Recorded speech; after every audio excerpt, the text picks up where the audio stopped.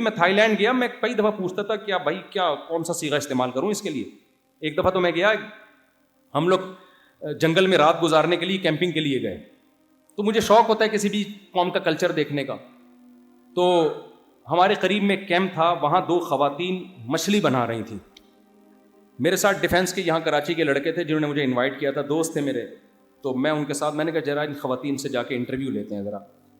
تو مجھے تو تھائی زبان نہیں آتی تھی, میں نے کہا آپ ٹرانسلیشن کرنا, میں ان سے پوچھتا ہوں کہ آپ لوگ یہ کیا پکا رہے ہو, ہوتا ہے انسان کو شوق. تو وہ 2 خواتین بیٹھی ہوئی ہیں, تو وہ نا مچھلی کو بوائل, ان کے میں کھانے دیکھنا چاہتا تھا. تو میں پگڑی وگڑی پہنی ہوئی, مجھے لے گئے وہ, اور پہلے انہوں نے میرا تعارف کروایا کہ یہ مفتی صاحب ہیں, ہمارے ایک روحانی پیشوا ہیں, تو یہ آپ سے کچھ پوچھنا چاہتے ہیں. تو میں نے ان سے پوچھا یہ مچھلی نا جیسے کلچر سمجھنے کے لیے, کیا کھاتے ہیں, ان کے ناشتے کیا ہوتے ہیں, کیسے رہتے ہیں.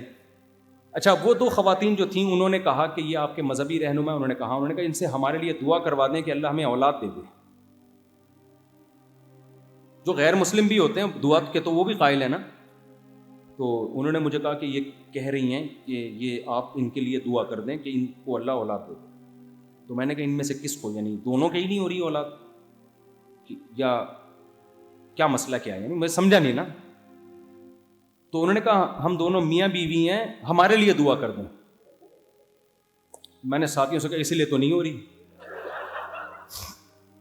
اسی لیے تو نہیں ہو رہی کہ جب مجھے ہی نہیں پتا چل رہا کہ ابے, میں نے کہا یہ تو بالکل ہی ایک جیسی ہیں,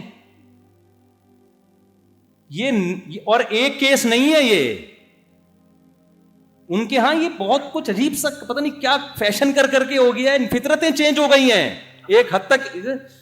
جیسے فارمی مرغی کئی نسلوں کے بعد اب وہ کڑک ہونا ہی بند ہو گئی ہے نا, اب تھوڑی انڈے پہ بیٹھتی ہے. ہمارے ایک مرغی انڈے دیے جا رہی ہے, ہم کسی اور مرغی کے نیچے رکھنا. میں نے کہا بیٹھ کیوں نہیں رہی انڈوں پہ, انہوں نے کہا اس کی اتنی نسل چینج ہو کے انڈوں پہ بیٹھنا, ونس اپون اے ٹائم مرغی انڈوں پہ بیٹھا کرتی تھی, اب بھول گئی ہے وہ, کیونکہ انڈوں سے اٹھا کے نا ان کو وہ انڈے ہی دلوایا, وہ بیٹھ نہیں گئی. فطرت چینج ہو گئی میرے بھائی, کیا کر رہے